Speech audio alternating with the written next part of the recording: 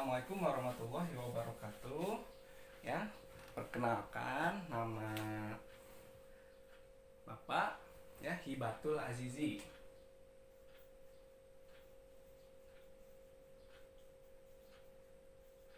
Oke, nama Bapak Hibatul Azizi, boleh dipanggil Pak Ajis atau Pak Hibat, silahkan ya. Enaknya yang mana gitu ya. Nah, di sini Bapak akan mengampu pelajaran matematika ya. Khususnya pada hari ini kita akan belajar tentang statistika ya. Oke.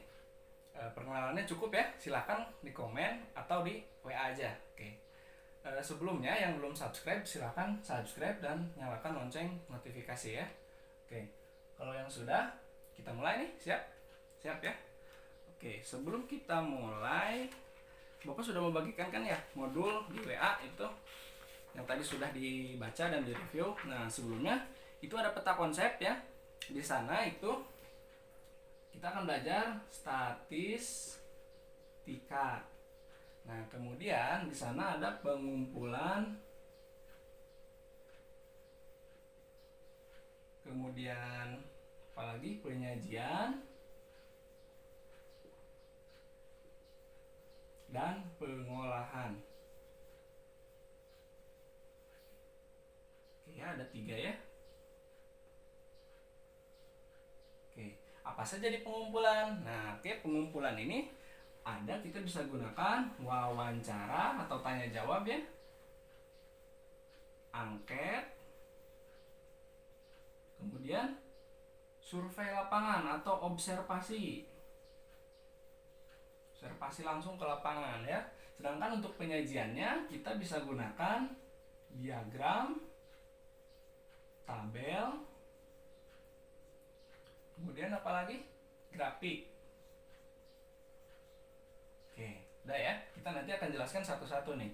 Untuk pengolahan data kita sebelumnya sudah mengenal di SMP mungkin ya. Ada min, itu rata-rata, median apa? Masih ingat? Ya, nilai tengah. Kemudian ada modus. Modus apa modus? Modus itu yang sering muncul ya.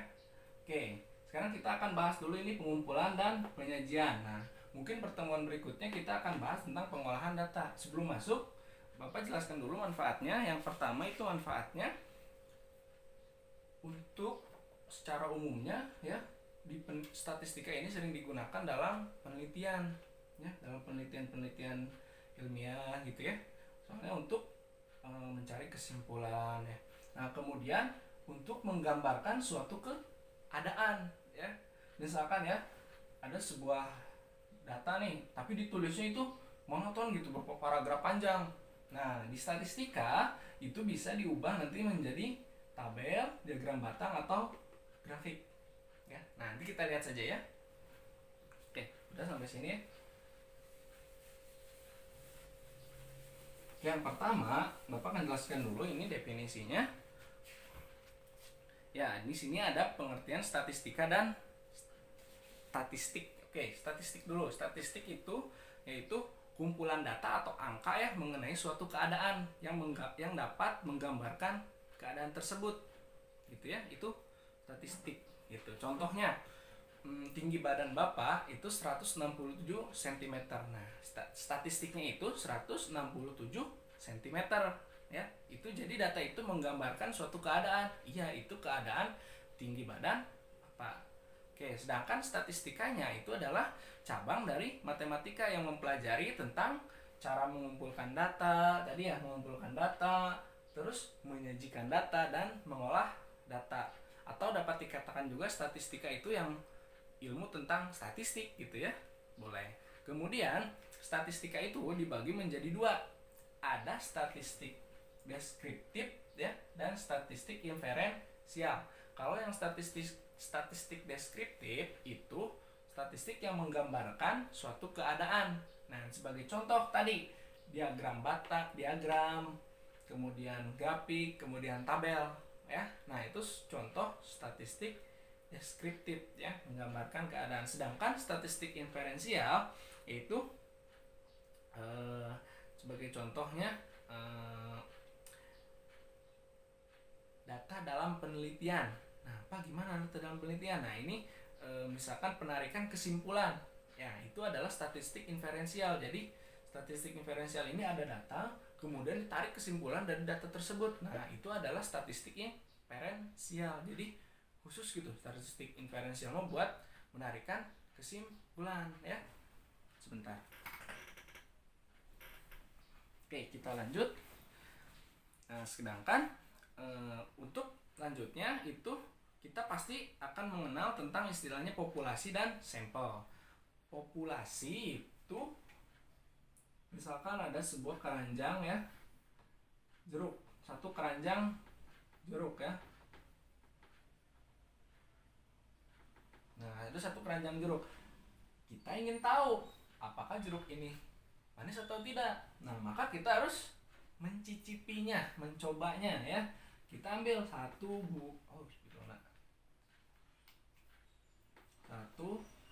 buah jeruk. Kita akan ambil satu buah jeruk. Nah, satu buah jeruk ini dinamakan sampel. Ya, sampel.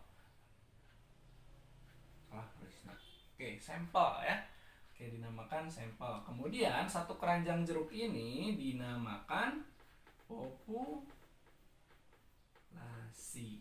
Oke, jelas ya. Ini satu keranjang jeruknya adalah populasi, satu buah jeruknya adalah sampel.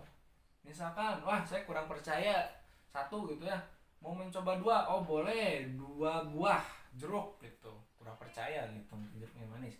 Oke, dua buah jeruk. Nah, oke. Kemudian dilanjut ya.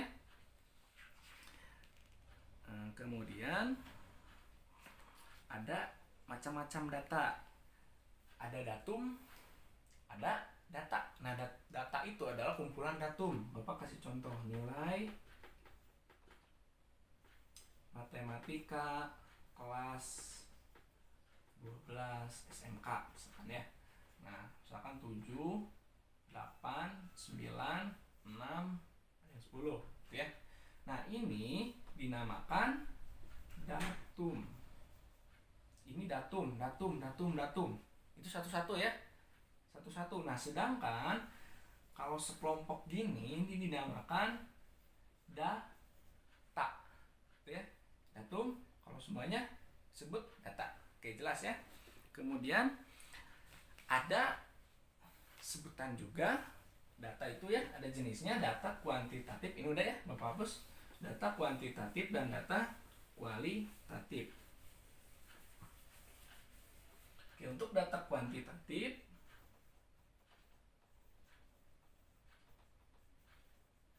nah, adalah data yang berupa angka-angka ya, yang didistribusikan dengan angka. Contohnya. Contoh. Nah, angka ini contohnya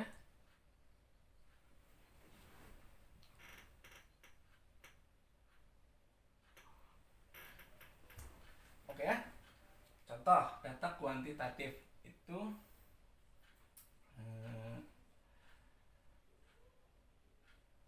tinggi badan ya. Tinggi badan sini. Itu kan dari angka ya. Misalkan 170 cm gitu ya, dan sebagainya, berat badan gitu ya, nilai matematika dan sebagainya. Kemudian data kualitatif.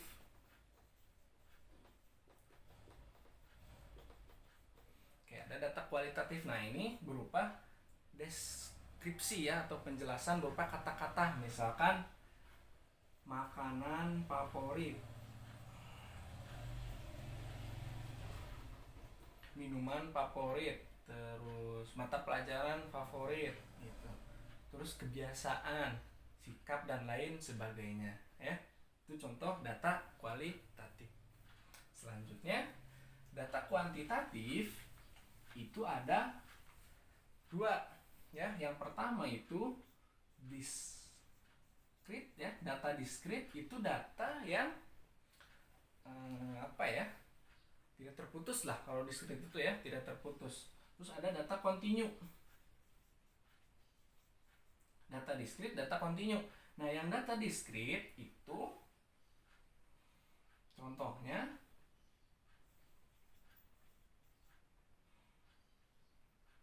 nilai nilai yang lain, coba jumlah siswa,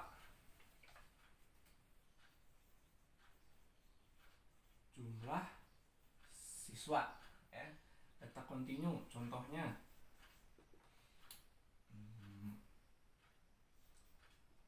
tinggi badan. Pak, apa bedanya discrete sama kontinu? Oke, cara gampang ngebedainnya gini. Ini data discrete dapat dihitung. Maksudnya ini data diperoleh melalui dihitung gitu. Siswa misalkan di kelas 12 itu 12 ada 1 2 3 4 ada 24. Nah, itu discrete ya, artinya dapat dihitung, diperolehnya melalui dihitung ya. Sedangkan kontinu dapat atau didapat dari pengukuran.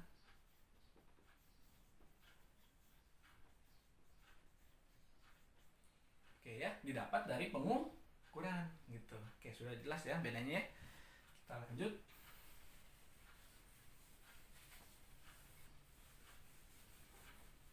Ini videonya takut kepanjangan ya. Oke, sudah ya tadi data kualitatif. Nah, sekarang kita akan mencoba membaca dan menyajikan data ya. Kita mulai bagian peta konsep kedua. Tadi sudah ya peta konsep pertama ya, yang sebelah sini tuh ya. Sekarang kita akan menyajikan data. Oke, tadi menyajikan data ada tabel, diagram, dan grafik ya. Kita akan mulai dari tabel dulu ya.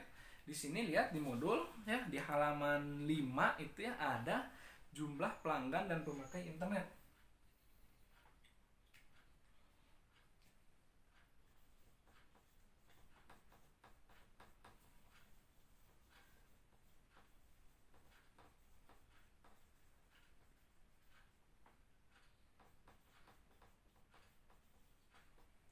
Di Samarinda tahun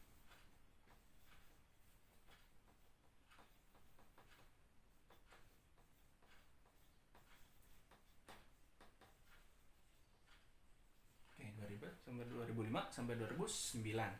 Oke, Bapak buat tabelnya ini tahun, pelanggan, kemudian pemakai, ini jumlah ya. Oke, sudah ya. Itu kemudian untuk tahun 2005, 2006, 2007, 2008, 2009 ya. Ada 866 ya. Lihat di modul ya. Bapak lihat nih data dari modul.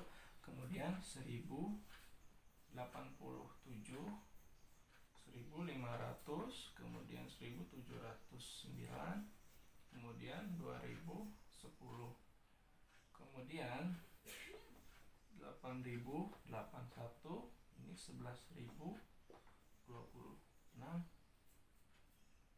16.400, 20.001, 25.195, kemudian 8.947 dan seterusnya ya. Ini ada data di modul ya.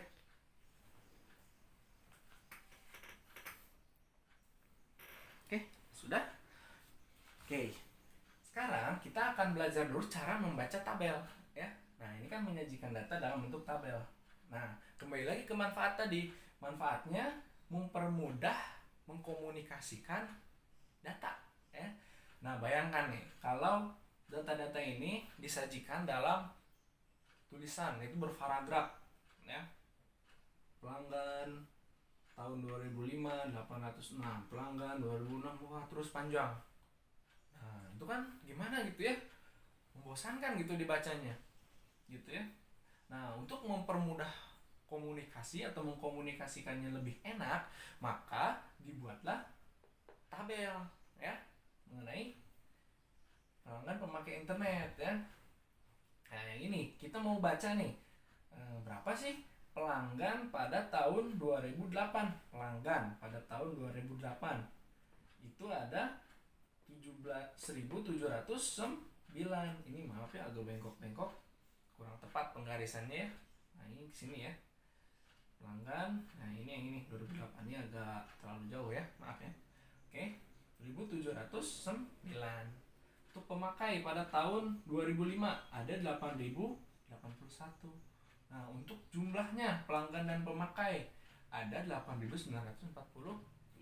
Dilihatnya. Nah, oke, itu ya, paham semuanya? Oke, sekarang selanjutnya kita akan mencoba menyajikan tabel ini ya, data ini ya, dalam bentuk diagram batang. Oke ya, pantau terus channel ini, jangan lupa subscribe. Yang belum subscribe silahkan subscribe, itu gratis ya, agar channel ini terus berkembang.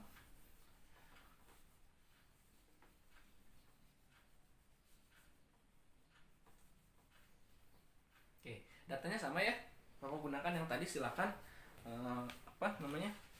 dilihat di modul. Oke, sekarang kita beralih ke diagram batang. Spidolnya udah mulai.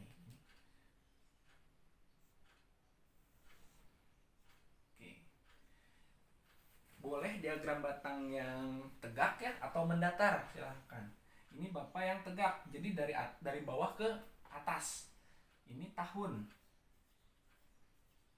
Ini tahun 2005, 2006, 2007, 2008, terakhir 2009. Oke, di sini Bapak gunakan 9.000, 18.000, kemudian 27.000. Oke, di sini Bapak hanya gunakan sketsa ya, jadi mohon maaf gambarnya tidak rapi, itu hanya menggunakan sketsa ini, jadi hanya estimasi ini ya. Oke, kemudian di sana ada, lihat di jumlah ya, jumlahnya 8.947. Nah kurang lebih di sini. Nah, oke, kita buat. Kemudian yang berikutnya 12.313 ya, kurang lebih di sini. Pada tahun 2006. Nah, kemudian pada 2007 sebanyak 17.900. Ini lihat dari jumlah ya, 17.900 itu sekitar segini ya. Ini Bapak estimasi aja. Sketsa ini ya.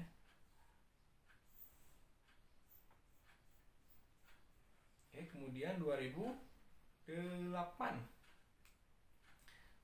21.700, kurang lebih di sini.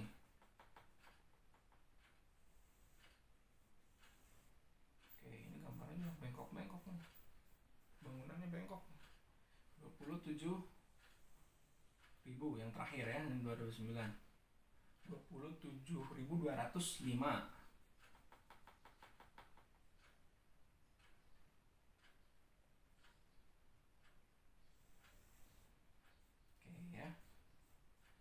Oke, sekarang ini kan belum berarti apa-apa nih. Untuk lebih memperjelasnya, kita tuliskan angka-angkanya di atasnya untuk mempermudah ya. Oke, yang pertama tadi berapa? 8.947. Kemudian 12.313 dan seterusnya. Silahkan dituliskan ya. Ada yang ditanyakan? Gampang ya. Ini tadi yang tabel diubah menjadi grafik ya. Oh maaf, diagram batang ya, bukan grafik, diagram batang. Oke, bisa ya. Kalau ada pertanyaan silahkan komentar di bawah atau enggak langsung di WA saja ya. Oke, kemudian berikutnya ada diagram batang daun. Nah untuk ini Bapak lewat dulu, kita bahas nanti ya.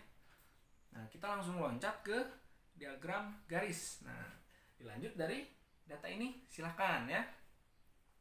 Oke, di sini di modul di halaman 8 itu data yang digunakan untuk diagram garis itu berbeda ya. Beda data lagi.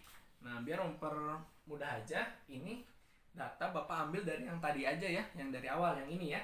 Oke, Bapak akan ambil. Jadi sebelumnya Bapak lengkapi dulu ini tulisannya.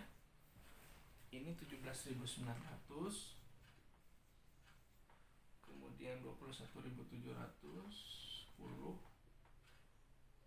27.205. Oke, nah diagram garis kita bisa langsung ubah saja titik poin ininya. Kita ubah ya, perhatikan ya. Ini kan diagram batang nih, kita ubah menjadi diagram garis.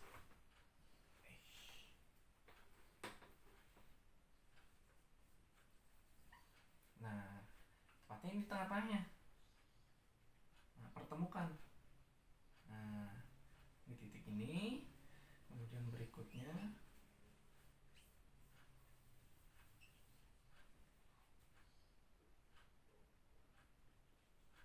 titik ini, berikutnya lagi. Langsung hapus dulu aja ya.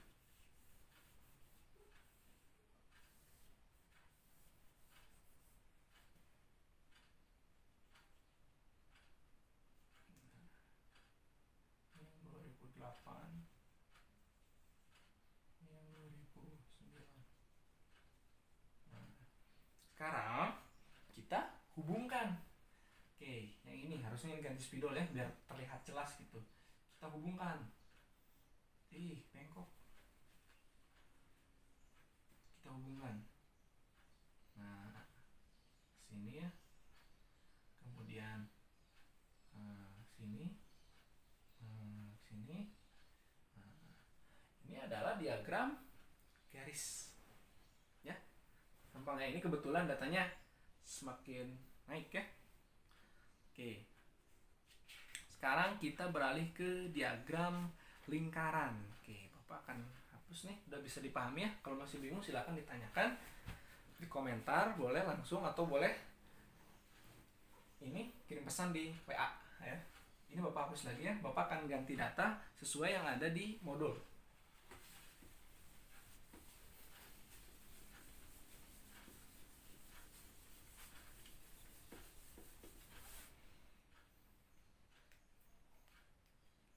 Oke, gimana? Siap? Lanjut nih, siap? Oke ya, kita akan lanjut tentang diagram lingkaran. Jadi diagram lingkaran ya bentuknya lingkaran kan? Oke. Misalkan datanya itu di sana ada ya, boleh dilihat di modul, silakan Bapak bacakan saja ya.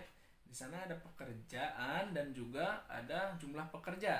Ya, jumlah pekerjanya ada 300 orang. Kemudian di sana pekerjaannya ada petani, peternak, pedagang, guru, karyawan. Ya. Petani itu berjumlah 90 orang, peternak 10 orang, pedagang 120 orang, guru 50 orang, dan karyawan 30 orang. Nah, total semuanya adalah 300 orang. Oke, Bapak akan buat tabelnya dulu untuk mempermudah. Membuat diagram lingkaran.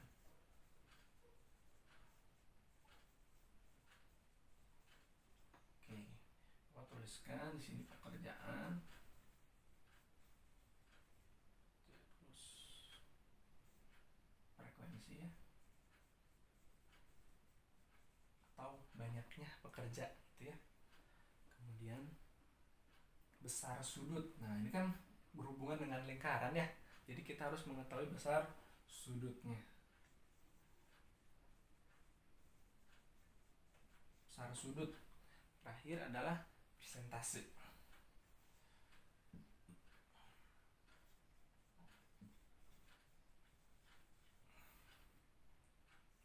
Oke, maaf bengkok. Oke, pekerjaan di sana ada petani,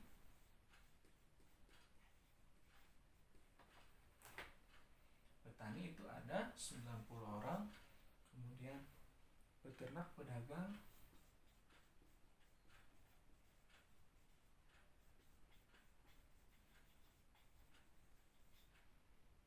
guru, karyawan. Oke, yang terakhir jumlah ya. Oke. Di sini tulisnya 90 peternak.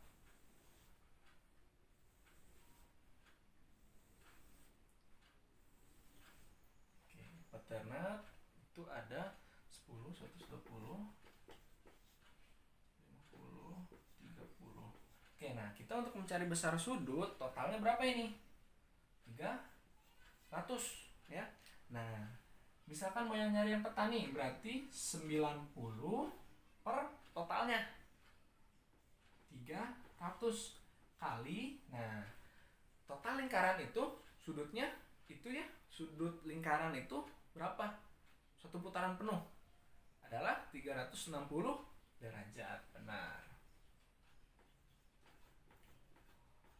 Nah, ini silahkan diproses. Boleh langsung dikalikan, boleh pakai coret-coret-coret ya. Oke, ini sama dengan 108 derajat. Ini buat apa? Buat menentukan nanti sudutnya gitu ya, sudut di pas dalam lingkarannya. Nah, oke, sudah sampai ini. Untuk mencari besar sudut yang berikutnya 10 per 300 kali 360 derajat. Ini sama dengan berapa? 12 derajat. Kemudian dilanjut yang ini ya 120 berarti ya per 300 kali 360 derajat sama dengan 144 derajat. Kemudian 50 per 300 kali 360 derajat sama dengan yang ini berapa ini? 60 derajat. Yang terakhir ya 30 per 300 kali 360 derajat sama dengan 36 derajat. Itu ya. Nah, untuk nyari persentase, nah persentase berarti gunakan 100% ya. Sama ininya, kita tulis ulang aja. Ini juga sama. Ini juga sama. Ini juga sama. Terakhir ini juga sama. Gitu ya. Nah, yang ini kalinya 100%. Ini jadi berapa nih? Ini jadi 30%. Kemudian yang ini kali 100%.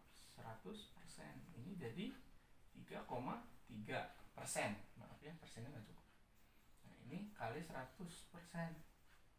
Ini jadi 40% ya.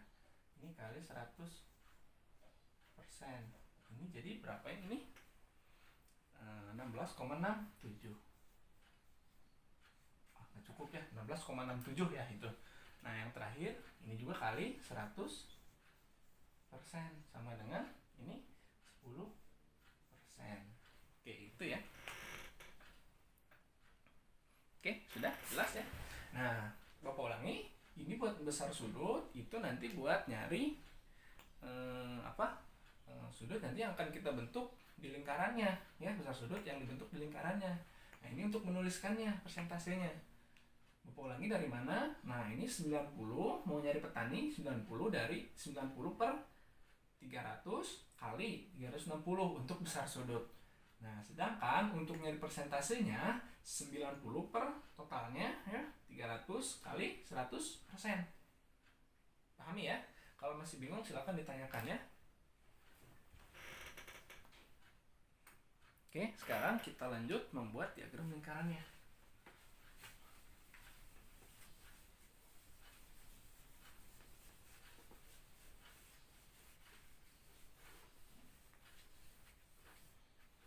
Oke, untuk membuat diagram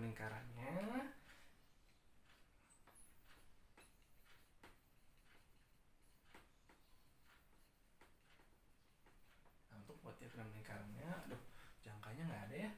Bapak sembarang aja, nggak apa-apa ya lingkarannya. Nah, oke, ini titik pusatnya.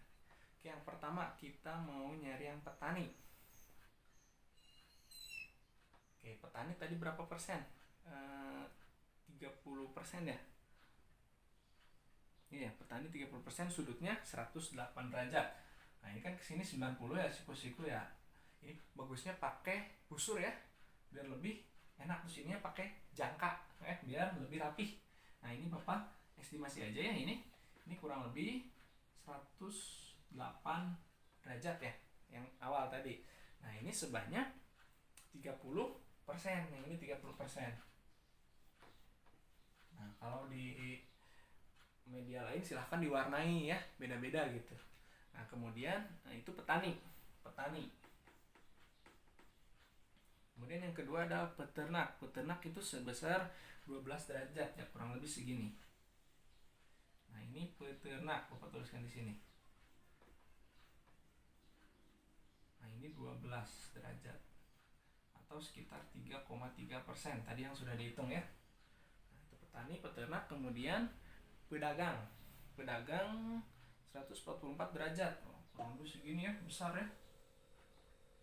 Oke ini pedagang 144, berapa persen? 40%. Sudutnya ini 144 ya. Oke ya. Kemudian guru sekitar 60 derajat ya, kurang lebih segini ya. 60 derajat ya. Oke, ini 60. Ini 36. Ini Bapak estimasi aja ya, besar sudutnya. Kalau akurat itu pakai busur ya, biar bagus akurat. Ini Bapak hanya estimasi derajat. Oke, yang ini tadi apa? Guru. Terus yang terakhir karyawan. Ya, nggak muat nih. Ini sini aja, karyawan. Gitu ya. Nah, itu berapa persen? Kita lihat lagi. Guru tadi 16,67%, sedangkan karyawan tadi sebesar 10%.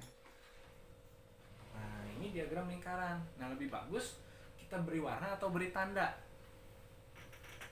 Ya, kita beri warna atau beri tanda, misalkan ini mah arahnya ke sini gitu.